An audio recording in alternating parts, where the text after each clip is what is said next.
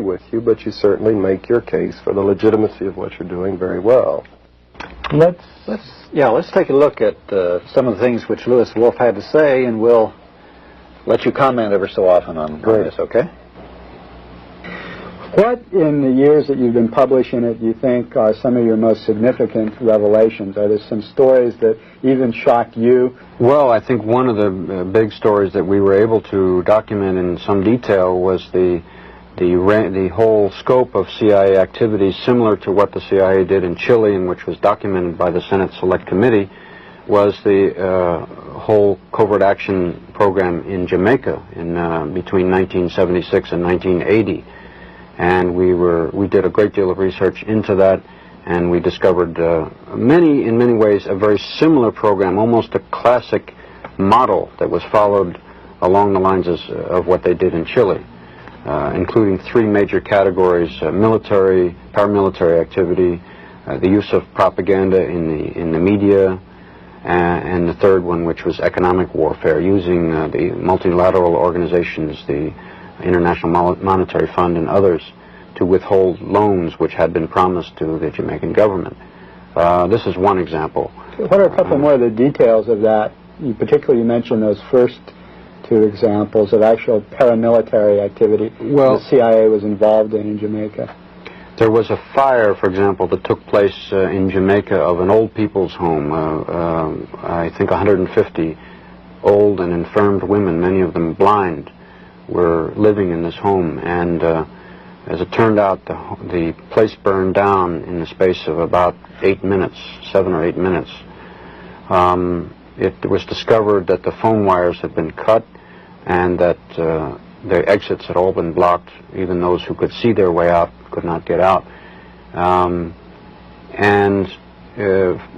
the means by which the fire was set was the use of a petroleum jelly, which was unavailable in Jamaica. This was one indication, among others, that there was outside help. Why would the CIA, you might ask, why would the CIA want to murder 150 old women? It was because it was an effort, part of a very large-scale effort to discredit the government in Jamaica, which was at the time headed by Michael Manley, the Prime Minister. There were images produced of Michael Manley in the media, in the Daily Gleaner, which was the newspaper which the United States, through the CIA, helped to support. And there is a good deal of evidence of that. There were images of Michael Manley showing a death mask. I mean, it was his face which had been somehow made to look like a death mask, although it was pretending to be a photograph of him. And there were many ways to try and discredit him. This is very, very similar, in fact, to what the CIA did to try and discredit Salvador Allende in Chile. If you remember, Richard Nixon instructed the CIA in a meeting which was in 1970 in the White House, and there was a document in the Senate report which is reprinted, and he said, "Make the economy scream." Those were his words. And that's, of course, what the CIA proceeded to do in Chile, and that's what they also did in Jamaica. They also furnished a lot of munitions and assistance to the terrorist squads that were going around killing people in the cities and also in the countryside in Jamaica as well. That's correct. Well, John, you had a trip down to Jamaica, and you saw a lot of these things about Jamaica with your own eyes, right?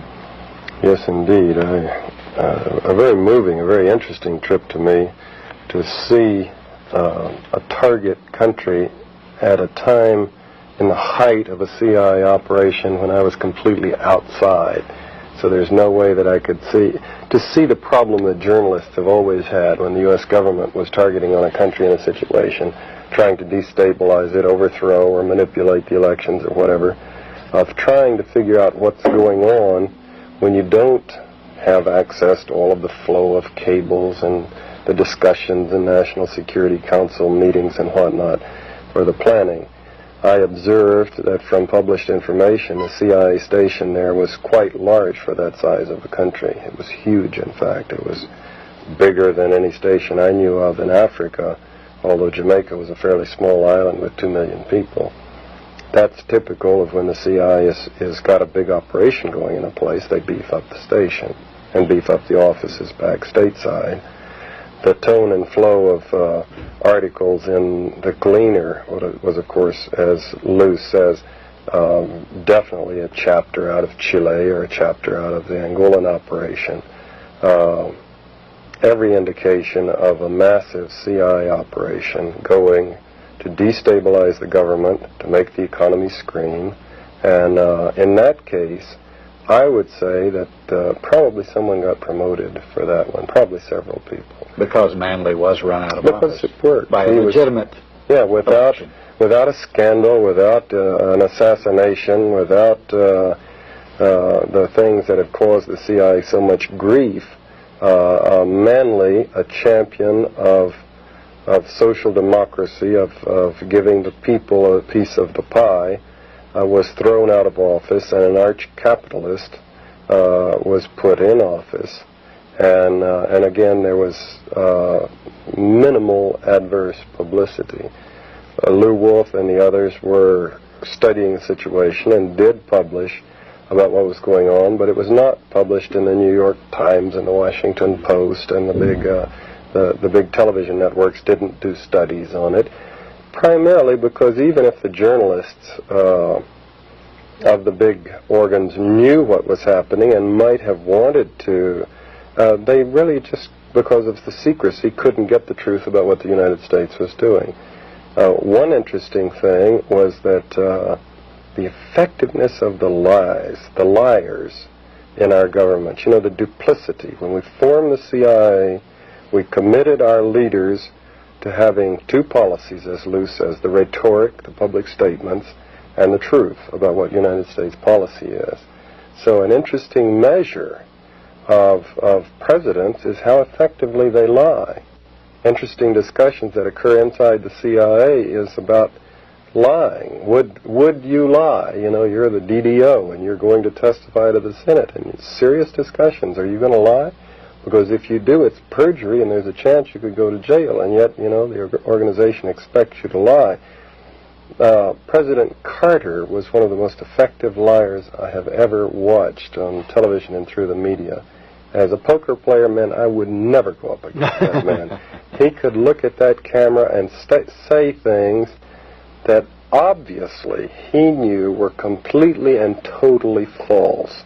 And I would study his expression and I could detect nothing except occasionally a little wisp of a smile that wasn't consistent with what he was saying, like he thought it was funny. But one of his more classic tick, actually. Well, the smile that I was referring to wasn't that. It was just a kind of like he was repressing a grin, like he thought it was funny. How he rationalized these things, I don't know, but one of his most conspicuous lies was when he sat down with Manley just a few weeks before the elections in Washington and told him face to face that don't have the CIA doing anything to destabilize you or your government. We have no such program going, when obviously he did. And he pulled it off to the point where even Manley was troubled. Very effective liar.